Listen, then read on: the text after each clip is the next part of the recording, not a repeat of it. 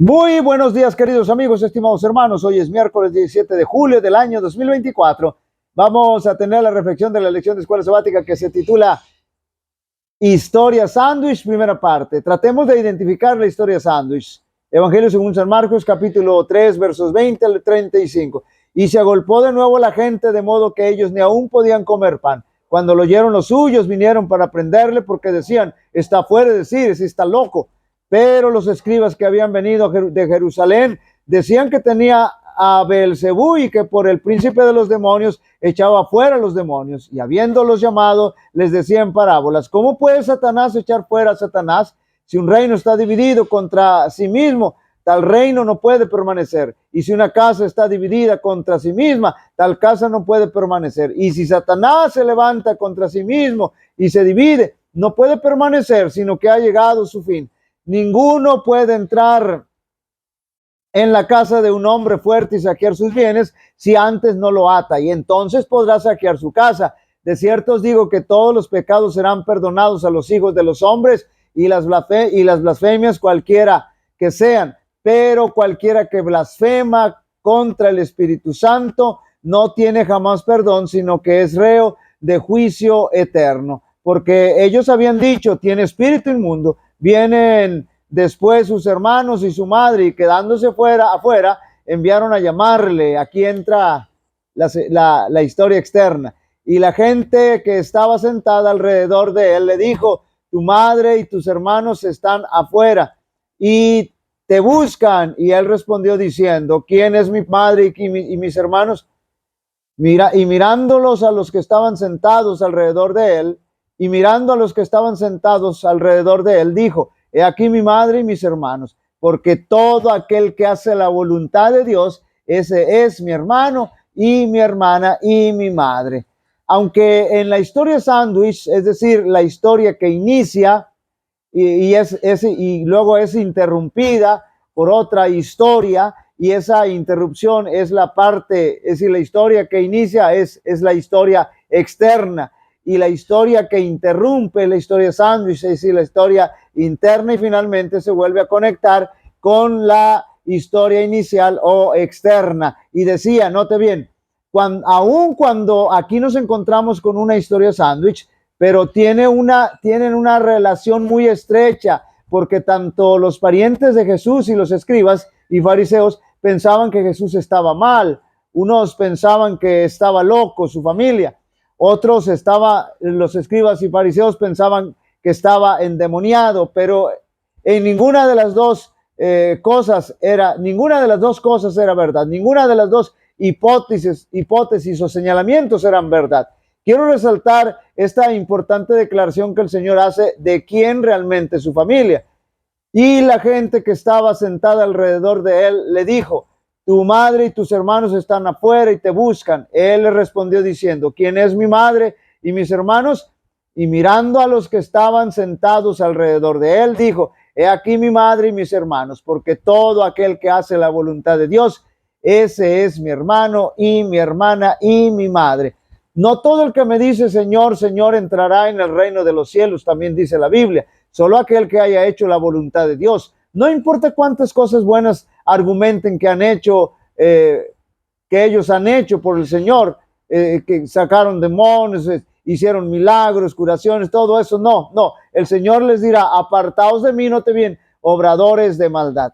Noten ahora la controversia terrible que estaban interponiendo los escribas y fariseos. Están calumniando la obra del Espíritu Santo, estaban rechazando la obra del Espíritu Santo, estaban rechazando a Cristo, decían que Jesús estaba poseído y dirigido por el demonio, cuando en realidad era la manifestación poderosa del Espíritu Santo. Por ello, por eso ellos estaban, noten bien, en camino de cometer el pecado imperdonable. Cuando Cristo estaba sobre la tierra, la gente se agolpaba para escucharlo. Sus palabras eran tan sencillas y claras que aún los menos instruidos podían entenderle, y sus oyentes lo escuchaban embelesados.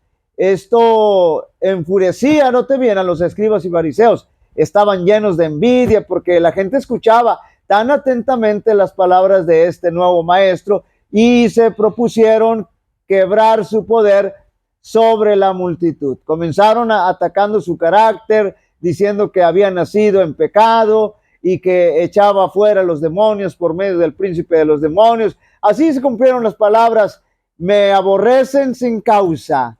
Los dirigentes judíos difamaron y persiguieron a aquel que es señalado entre 10,000 y todo el codiciable.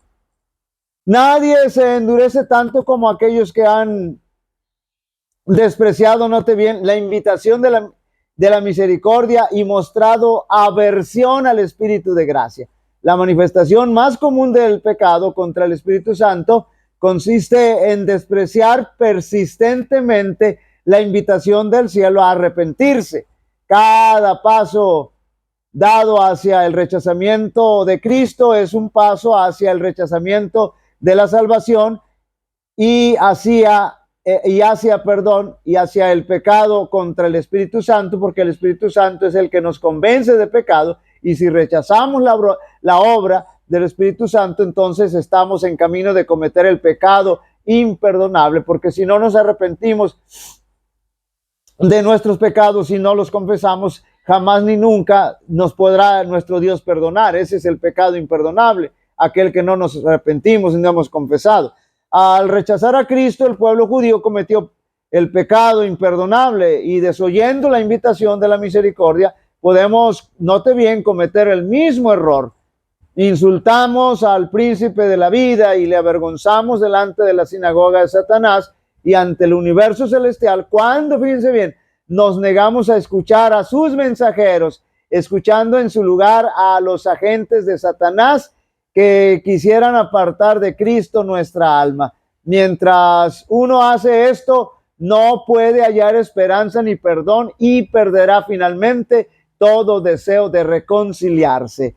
¿En qué consiste el pecado contra el Espíritu Santo? Note bien, dentro de este contexto que estamos estudiando, en atribuir voluntariamente a Satanás la obra del Espíritu Santo. Era lo que decían los escribas y fariseos.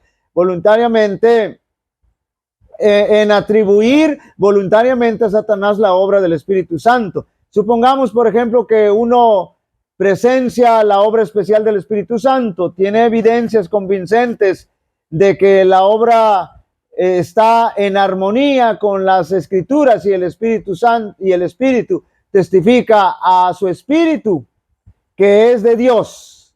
Tenemos evidencia, estamos seguros que el Espíritu es de Dios, pero más tarde cae bajo la tentación, lo domina el orgullo, la suficiencia propia o alguna otra característica mala, y rechazando toda la evidencia de su carácter divino, evidencia que ya teníamos y de que estábamos convencidos que realmente era el Espíritu Santo, el Espíritu de Dios, declara ahora que lo que antes reconoció como ser el Espíritu Santo era poder de Satanás. Note bien, ahí estamos en camino de cometer el pecado contra el Espíritu Santo. Por medio de su Espíritu es como Dios obra en el corazón humano, y cuando los hombres rechazan voluntariamente al Espíritu y declaran que es de Satanás, cortan el conducto por medio del cual Dios puede comunicarse con ellos, y entonces ya se separan. Al negar la evidencia de que Dios le agradó darles, apagan la luz que había resplandecido en sus corazones, y como resultado son dejados en tinieblas. El Espíritu se retira.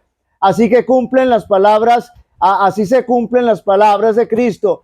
Mira pues, si la lumbre en ti hay, es tinieblas.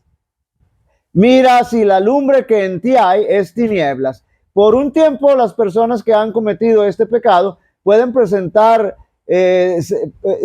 pueden aparentar ser hijos de Dios, pero cuando se presenten circunstancias, note bien, que han de desarrollar el carácter y manifestar qué clase de espíritu las posee, se descubrirá que están en el terreno del enemigo. No podemos engañar a Dios ni tampoco a nosotros mismos, y podemos engañar por un tiempo al ser humano, pero finalmente se va a descubrir nuestra verdadera identidad y se va a descubrir quién realmente está dirigiendo mi vida.